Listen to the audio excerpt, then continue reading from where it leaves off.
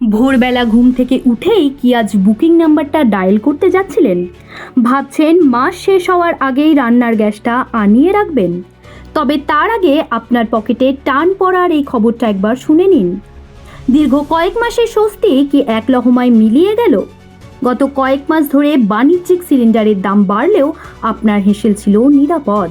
কিন্তু আজ সকালটা কি আর 5টা সাধারণ দিনের মতো হবে? নাকি মধ্যবিত্তের রান্নাঘরে পড়তে চলেছে এক বিশাল কোপ? সমস্ত জল্পনা আর আশঙ্কাকে সত্যি করে এক ধাক্কায় অনেকটাই বেড়ে গেল এলপিজি সিলিন্ডারের দাম। আজ থেকে শহর কলকাতায় 14.2 কেজি গৃহস্থ সিলিন্ডারের জন্য আপনাকে অতিরিক্ত 60 টাকা গুনতে হবে। অর্থাৎ যে গ্যাস আপনি গতকাল পর্যন্ত 879 টাকায় পেতেন, আজ থেকে তার জন্য খরচ করতে হবে 939 টাকা।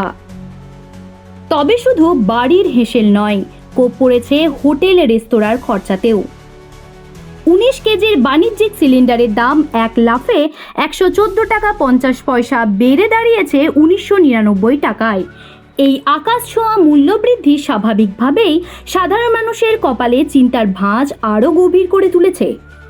কিন্তু হঠাৎ কেন এই অগ্নিমূল্য? বিশেষজ্ঞরা বলছেন এর নেপথ্যে রয়েছে সুদূর মধ্যপ্রাচ্যের অশান্ত পরিস্থিতি এবং ইরান ও ইসরায়েল আমেরিকার মধ্যকার রক্তক্ষয়ী যুদ্ধ। হরমুজ প্রণালীর মতো গুরুত্বপূর্ণ জলপথ দিয়ে জ্বালানি সরবরাহ কার্যত অনিশ্চিত হয়ে পড়ায় বিশ্ববাজারে অপরিশোধিত তেলের দাম হু হু করে বাড়ছে। ভারতের তেল বিপণন সংস্থাগুলি এই পরিবর্তিত পরিস্থিতির চাপ সামলাতেই শেষ পর্যন্ত দাম বাড়াতে বাধ্য হয়েছে।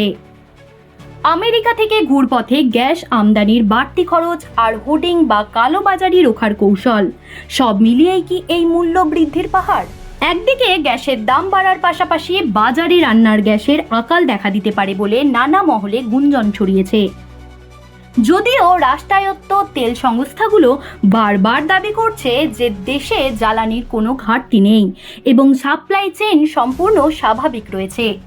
আতঙ্কিত হয়ে মানুষ যাতে অতিরিক্ত বুকিং না করেন, তার জন্য একবার সিলিন্ডার পাওয়ার 21 দিন পর পুনরায় বুকিং করার কড়া নিয়মও ফিরিয়ে আনা হয়েছে। কেন্দ্রীয় পেট্রোলিয়াম মন্ত্রকও আশ্বস্ত করে জানিয়েছে যে ভারতের জ্বালানি ভাণ্ডার যথেষ্ট মজবুত, তাই অযথা প্যানিক করার কোনো কারণ নেই।